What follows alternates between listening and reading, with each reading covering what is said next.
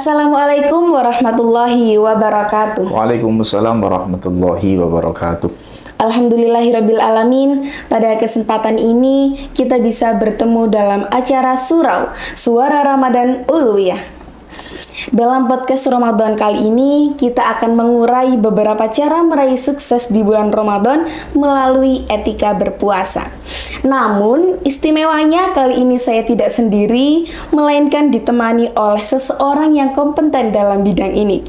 Langsung saja di sini saya sedang bersama Bapak Lauhul Mahfud MH, selaku Wakil Dekan Fakultas Syariah. Namun sebelum itu, mari kita sapa terlebih dahulu. Assalamualaikum, selamat sore Bapak. Waalaikumsalam warahmatullahi wabarakatuh. Selamat sore. Kabar baik Bapak? Alhamdulillah baik. Oke. Alhamdulillah kita semua dalam keadaan sehat walafiat. Langsung saja kita akan menggali ilmu dari beliau bagaimana sih cara untuk meraih kesuksesan di bulan Ramadan melalui etika berpuasa. Silahkan Bapak. Baik, terima kasih atas waktunya. Saya mulai dari riwayat dari Abu Hurairah bahwa disebutkan ada satu riwayat hadis, kullu amali ibni adama lahu illa saum fa innahu li wa ana ajzi bihi. Dalam artinya secara bebas bahwa ini memiliki puasa itu memiliki keistimewaan tersendiri dibanding amal-amal ibadah yang lain. Di mana disebutkan fa innahu li wa ana ajzi bihi. Itu adalah puasa itu untukku kata Allah. Wa ana ajzi bihi, dan aku yang akan memberikan balasan. Ini memberikan ada penekanan tersendiri untuk ibadah puasa. Bahkan di dalam sebuah kitab namanya Tambul Wafilin itu disebutkan oleh Syekh Abdul Latif As-Samarqandi bahwa amal ibadah seseorang itu dibagi menjadi 5. Yang pertama ada amal yang seseorang melakukan sebuah amal satu, maka dia mendapatkan balasan satu. Apa itu? Ketika orang itu berbuat buruk, berbuat tidak baik, maka oleh Allah dia juga dibalas satu oleh Allah atas perbuatan tidak baiknya. Kemudian seseorang yang berniat melakukan kebaikan, namun dia tidak jadi melakukan kebaikan, sudah niat baik tapi tidak dilakukan, masih niat aja ya, masih gitu niat saja. Itu oleh Allah sudah dicatat baik oleh Allah, tapi dicatat satu karena dia belum melakukan. Nah, yang kedua ada amal itu yang menjadikan dia mendapatkan kepastian. Apa itu? Ketika dia di masa hidupnya kemudian dia meninggal dalam keadaan menyembah Allah, iman kepada Allah, maka dia dipastikan akan masuk surga. Begitu pula bagi orang yang ketika meninggal dunia dia tidak dalam keadaan iman kepada Allah, dia juga akan dipastikan masuk neraka. Itu macam yang kedua. Ada macam yang ketiga, di mana orang itu beramal satu, tapi dibalas 10 oleh Allah. Apa itu? Yaitu setiap orang itu beramal kebaikan satu, dibalas 10. Kalau tadi niat saja, tidak melakukan, dicatat oleh Allah satu. Tapi dia niat, kemudian dilakukan, dia beramal satu, dicatat 10 oleh Allah. Itu man ja'a bil hasanati falahu asyru amthaliha. Nah, yang keempat, ada satu amal, dia melakukan satu perbuatan amal, tapi balasannya lebih dari 10, bisa sampai 700. Apa itu? Yaitu orang yang beramal fisabilillah, di jalan Allah. Ada orang yang berinfak fisabilillah. Itu balasannya 700. Nah, yang terakhir ini yang menjadi istimewa dari puasa itu sendiri, wal amalul ladzi la ya'rifu thawaba 'amilihi illallah fa huwa as-shaum. Di mana ada satu ibadah yang pahalanya tidak ada yang tahu kecuali hanya Allah.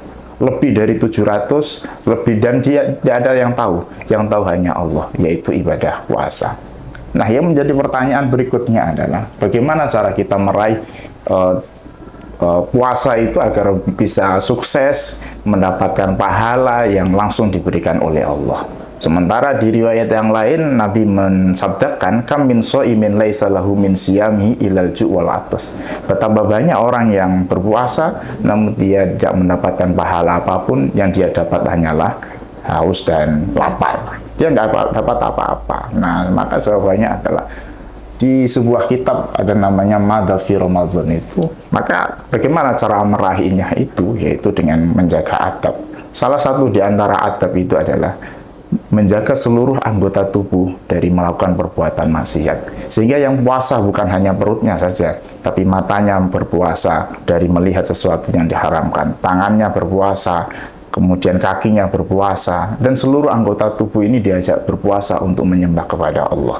Maka Imam Al-Ghazali mengatakan, wala tadhunnu anna shauma huwa tarkul mufattirat.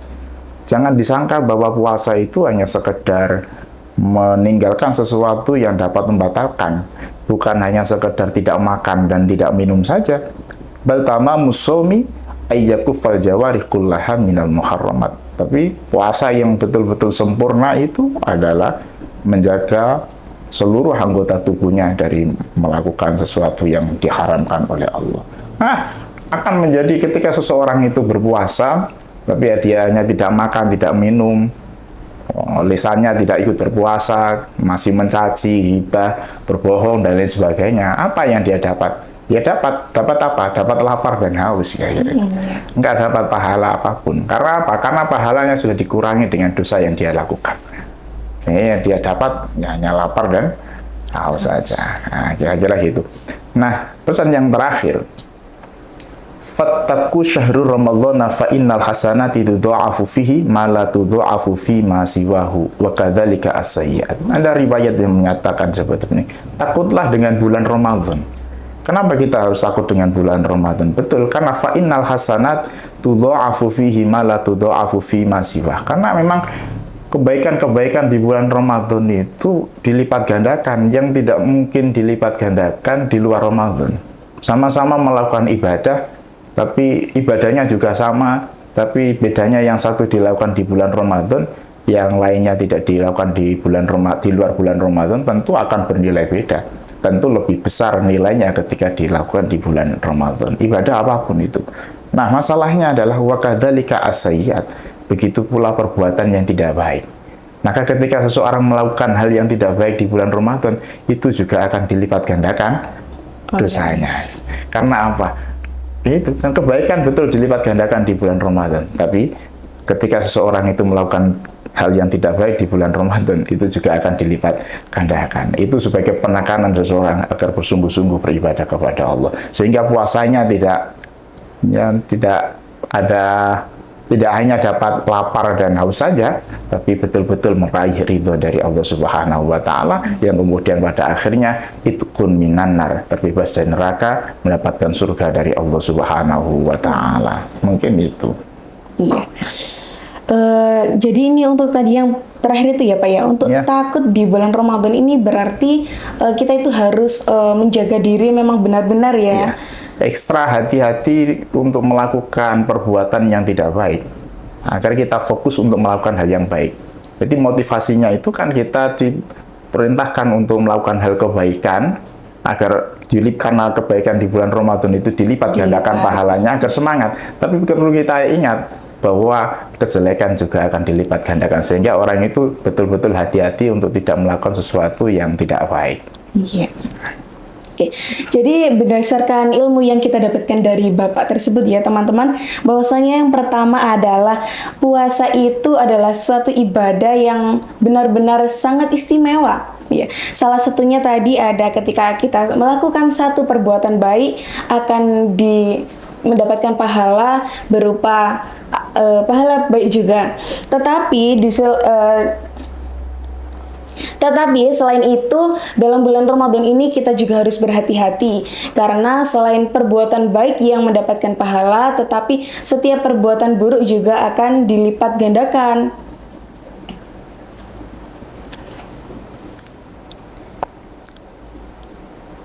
Namun pada bulan Ramadan ini kita juga harus berhati-hati, karena apapun keburukan yang kita lakukan akan juga dibalas oleh Allah.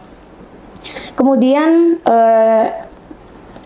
dalam kitab Madhafi Ramadan tersebut ada beberapa poin yang menerangkan tentang adab dalam berpuasa. Salah satunya, poin terpentingnya adalah menjaga segala anggota tubuh. Jadi tidak hanya menahan lapar dan minum saja ya Papa, tetapi kita juga harus bisa menahan mata untuk tidak memandang hal-hal yang tidak baik seperti itu. Oke, langsung saja kita masuk ke sesi selanjutnya, yakni sesi pertanyaan.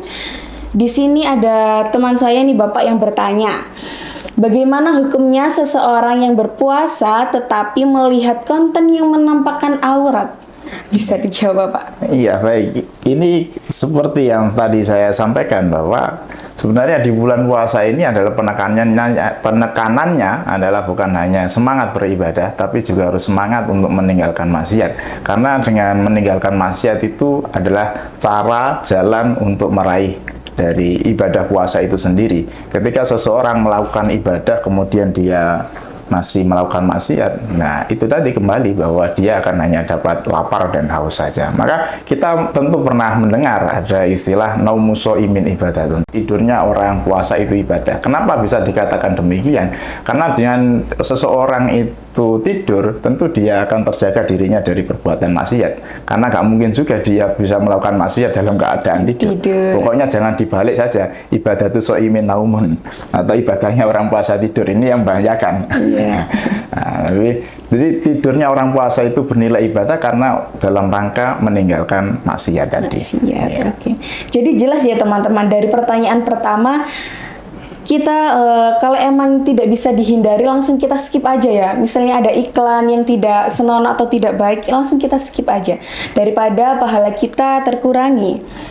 Kemudian pertanyaan yang kedua nih Bapak, solusinya bagaimana? Ini dia mungkin ya melihat konten seperti itu biar semangat untuk bekerja dalam bulan Ramadan itu.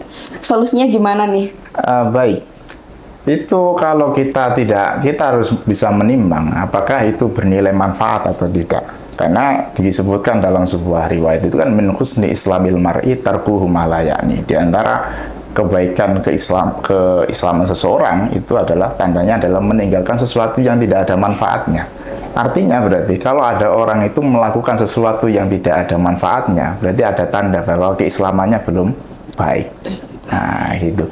Jadi kita harus menimbang bahwa bahkan ada yang menyatakan bahwa tanda bahwa Allah itu tidak suka dengan kita itu justru kita disibukkan dengan sesuatu yang tidak bermanfaat. Nah, gitu. Maka berarti apa solusinya? Kita alihkan dengan sesuatu yang bermanfaat. Nah, sama-sama kemudian melihat HP misalnya. Di HP ada aplikasi Quran, ya, dengan baca Al-Quran. Nah, atau melakukan hal-hal yang manfaat yang lain. Daripada melakukan sesuatu yang dosa, kayaknya tadi juga bisa jadi solusi bahwa tidurnya orang puasa itu bernilai ibadah daripada harus melakukan maksiat. Nah, tapi tentu beribadah di bulan Ramadan itu juga nilainya lebih tinggi daripada tidurnya. Iya. Jadi untuk pertanyaan kedua ini teman-teman ya, kalau memang tidak bisa dihindari ya dikurangi ya, kita lebih baik tidur gitu ya Bapak daripada kita melakukan bukan lebih baik tidurnya ya seperti apa? Wah, ya betul, cuma daripada melakukan maksiat, untuk menghindari maksiat itu bisa dengan cara tidur, tapi ibadah itu lebih baik daripada tidurnya. Jadi kalau memang tidak bisa ditinggalkan tidur aja, kalau tidak bisa ibadah ya seperti itu. Oke. Jadi mungkin kalau teman-teman mau ditanyakan lagi bisa di lain waktu ya. Jadi dari kedua pertanyaan ini sudah bisa kita simpulkan bahwasanya ya kita melihat dari sesuatu yang bermanfaat saja. Mumpung kita berada di bulan Ramadan. Alhamdulillahirrabbilalamin, tiba saatnya kita berada di ujung acara. Semoga dari sekian ilmu yang kita dapatkan mendapatkan keberkahan dan ridho dari Allah Subhanahu wa Ta'ala. Amin, amin ya rabbal alamin. Sebelum itu saya ucapkan banyak terima kasih kepada narasumber kita Bapak Lauhul Mahfud. Terima kasih Bapak. Sama-sama. Dan di sini saya selaku host pamit undur diri dan mohon maaf yang sebesar-besarnya.